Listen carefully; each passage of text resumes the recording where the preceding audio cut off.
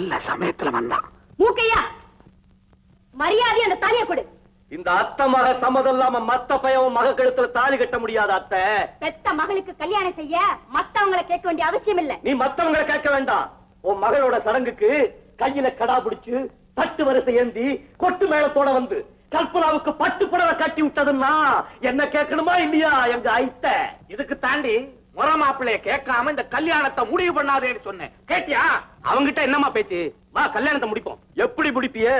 தாலி என்கிட்ட இருக்கப்ப பொண்ணு எங்க